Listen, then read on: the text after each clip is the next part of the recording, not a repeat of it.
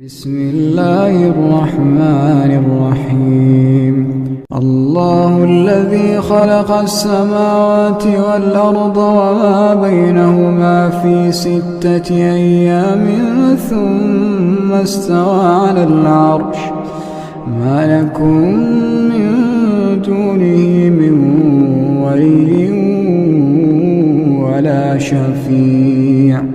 أفلا تتذكرون يدبر الأمر من السماء